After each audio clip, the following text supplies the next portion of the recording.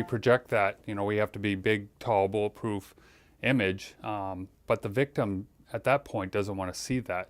That can actually work against you in your case. They want to see someone who's caring and understands what's going on. And you're taught, you walk into a situation and you take control. You're in charge here. And you can't do that with a sexual assault victim. You have to really be gentle. That's an extremely scary moment walking into that police station. Extremely scary moment. Like, yeah, there's no explaining my body is like trembling and there was no control over it. Yeah, that first initial contact is very crucial. Sometimes the victims are in shock, and you really just need to be there and provide that support and get them to the hospital as soon as possible, get them the treatment they need.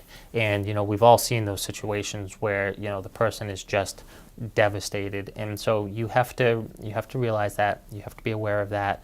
I'm sorry that happened to you, I'm here to help. Those types of reassuring phrases can really make a big difference, I think. It's very hard for a victim who may just meet an officer in the first 5 minutes to disclose something that was very personal. I was married to a man for 6.5 years, and sexually abused me pretty much the whole time, and eventually turned into violent rape and sexual assault. I had taken the time to write down all my evidence, and I brought it in to the police station. People don't want you to pretend or to look at them and feel pity for them. When they need you to listen at that time. They need you to be compassionate. When you first walk in, I think it's important that you introduce yourself to the victim and you let them know that you're there to help them. That's very important, and that you're there to listen to them. I went into the police station, and a young officer was the one to assist me. We went into a private room, and I had just handed him the paperwork. It was like, I don't know, I think it's like 5 or 6 pages long of stuff. And he asked me, what's going on? I said, because I was terrified, and it's like, you're going in there and you're putting your life literally on the line. I mean, we're trusting you with our lives.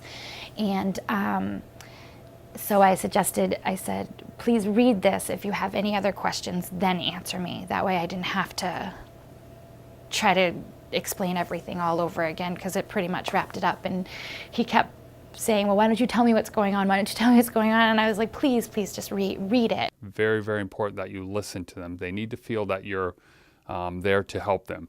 Taking notes and looking down and they're talking, you're not listening. I've had people tell me that you're not listening to what I'm saying. You're taking notes.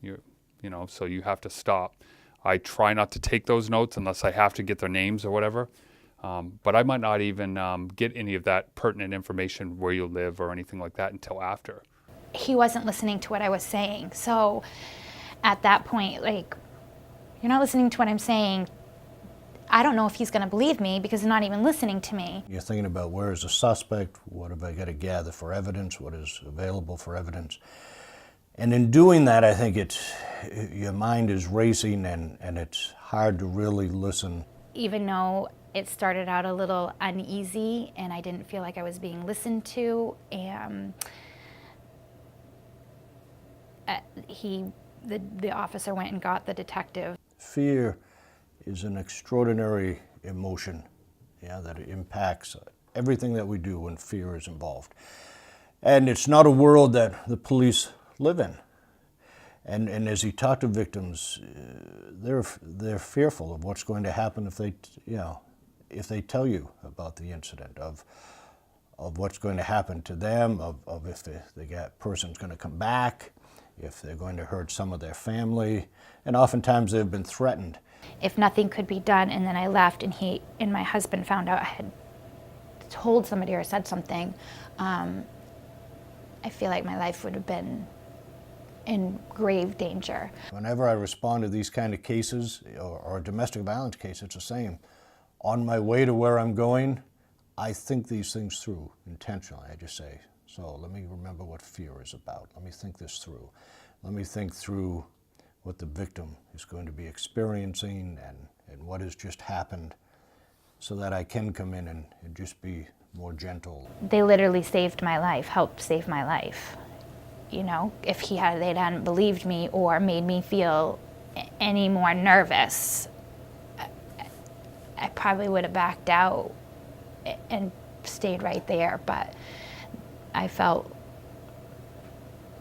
like I was a bit, I felt safe that they were genuine enough that I could just trust them a little bit with this decision, with this life-changing decision, you know? So.